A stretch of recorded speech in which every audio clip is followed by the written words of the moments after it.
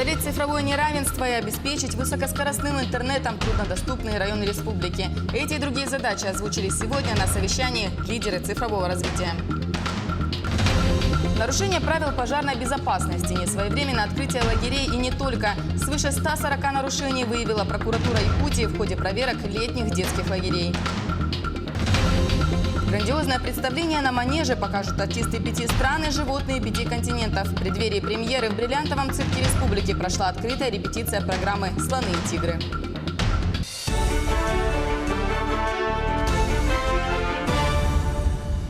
В эфире новости, в студии работает Ольга Башук. Здравствуйте. Управление ФСБ по республике выявило уроженца Таджикистана, подозреваемого в организации незаконной молельной площадки. В одной из квартир дома номер 5 по улице Кальвица в Якутске он организовал незаконную деятельность, где регулярно проводились религиозные сборы приверженцев идеологии радикального ислама. На этих собраниях проводилась пропаганда запрещенных материалов и вовлечение новых членов в экстремистское сообщество из числа жителей республики.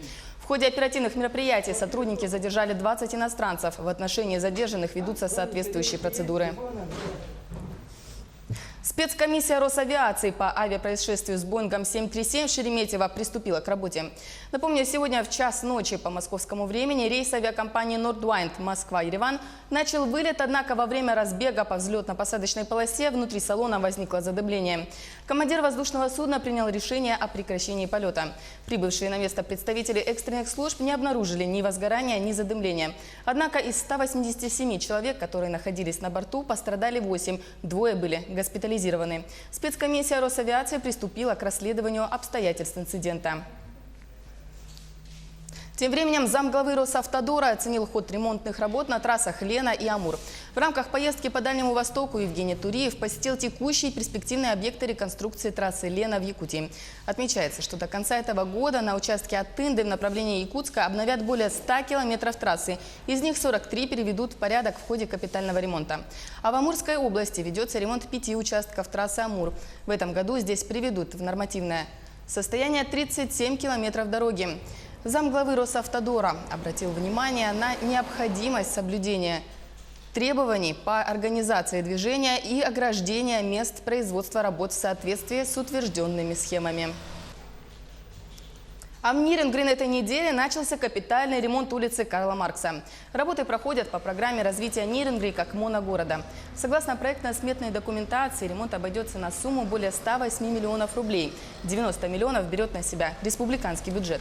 Кроме этого, отмечается, что ямочный ремонт в городе выполнен на 80%. С основных дорог работы перешли на дополнительные и внутриквартальные. Также продолжается замена бордюрного камня по улице Дружбы народов. Первоначально будет делаться тротуары, также разбираться основное полотно и замена бордюрного камня. Поэтому будет Карла Маркса сужаться. Водителей просим отнестись с пониманием, чтобы не создавали помех при капитальном ремонте. И, пожалуйста, если вы ездите внутриквартальных проездах, то будьте немного аккуратнее, соблюдайте правила ПДД, не превышайте скорость. Мирнинское управление автомобильных дорог «Алроса» занимается обслуживанием основных транспортных путей Западной Якутии. Работа эта сложная и даже опасная, поэтому охране труда здесь уделяют повышенное внимание. О том, что внедряют на производстве для предотвращения профессиональных заболеваний, расскажем в следующем сюжете. В гаражных боксах Мирнинского управления автомобильных дорог монтируют вентиляционные вытяжки для удаления транспортных выхлопов. Система работает просто, объясняет инженер подрядной организации. Вот сейчас мы наблюдаем, как опустился газоприемный воздуховод. Собственно, его главная задача – это удалять выхлопные газы от устанавливаемого для ремонта автомобиля. То есть их установлено в данном боксе 4 штуки.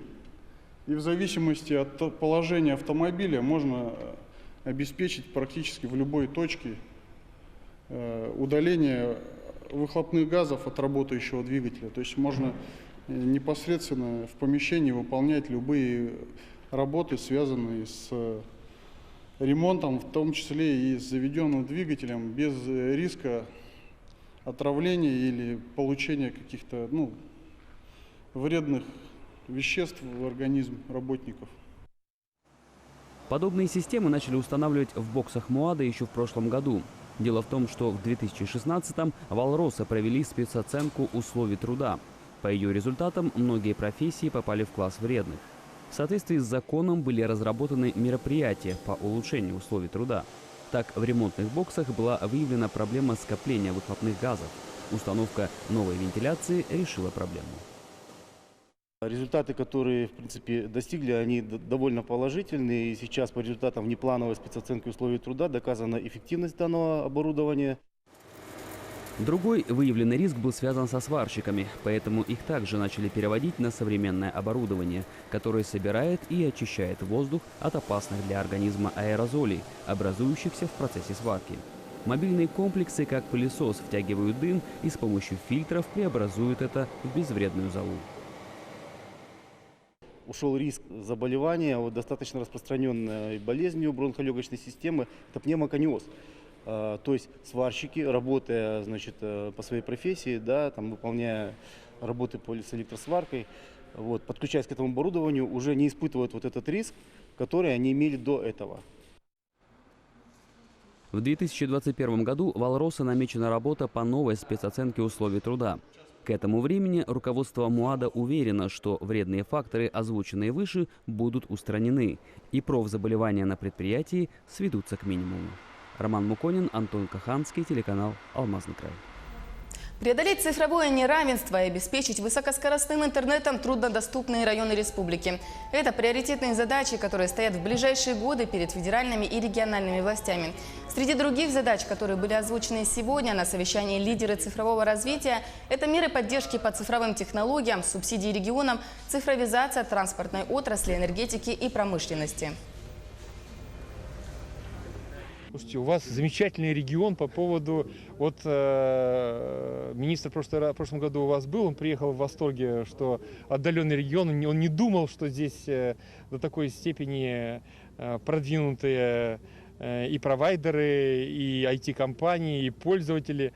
Сейчас была презентация региона, в этом убедились все другие регионы, я уверен, что не завидуют, я вас уверяю, да.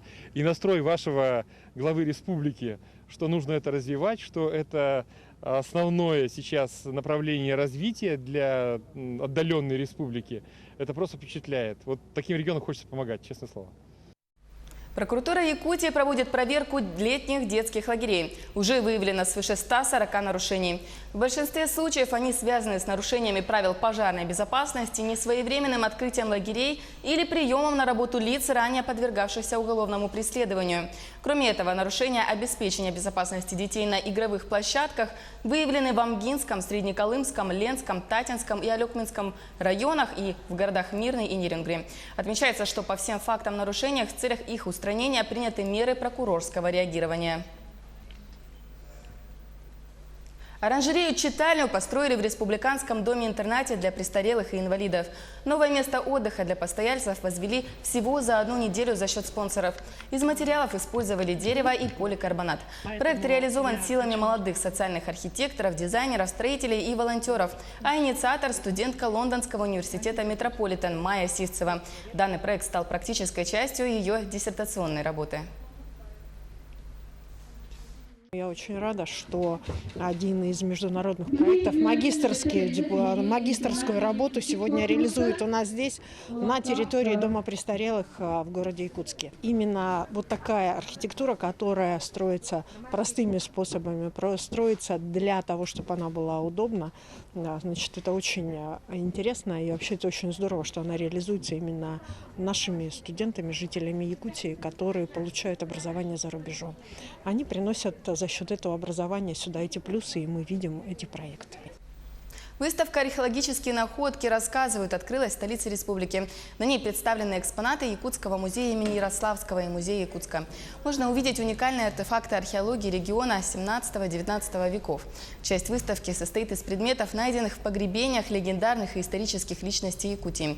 Другая часть представлена из археологических раскопок, проведенных в 17-18 годах в историческом центре города Якутска по улице Кулаковского на месте запланированного бульвара Учителя. Выставка проработает до 1 октября. Артисты из 5 стран покажут представления с участием животных из 5 континентов в эти выходные на манеже якутского цирка.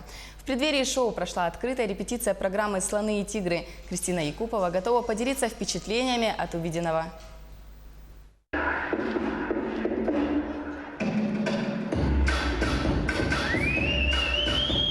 Добрый день, наши юные зрители! Впервые в России уникальный международный проект. Лучшие артисты, звезды итальянского цирка, экзотические животные, слоны и тигры. Бонжорно, Якутск! Яркие концертные костюмы, сценические эффекты и ослепительные улыбки артистов. На первый взгляд не скажешь, что это всего лишь репетиция.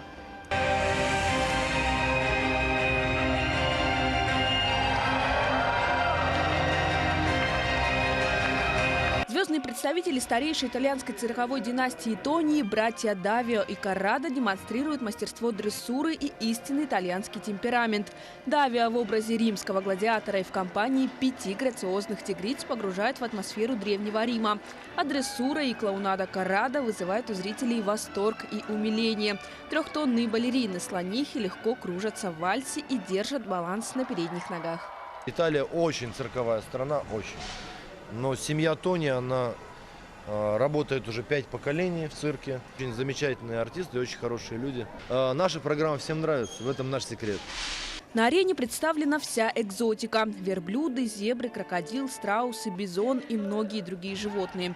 А также удивляет своими исчезновениями и перевоплощениями потомственная иллюзионистка Мария Кох-Кугес. Это иллюзия. Мои родители создали этот номер. Я у них работала ассистенткой, артисткой балета, и уже 13 лет работаю сама. Какие-то трюки я сама исполняю, какие-то балет мой исполняют девочки. Это лишь малая часть удивительных сюрпризов, которые ждут якутян на шоу итальянского цирка. Труппа пробудет в столице региона до 20 августа. У каждого любителя цирка будет отличная возможность увидеть фееричное шоу своими глазами. Кристина Якупова, Павел Пахомов, Якутск. Таковы были актуальные новости к этому часу. А еще больше интересной информации вы можете найти на наших официальных сайтах ndvk-online.ru и yak24.ru. А мы продолжаем следить за развитием событий в республике и за ее пределами. Оставайтесь на телеканале Якутия 24.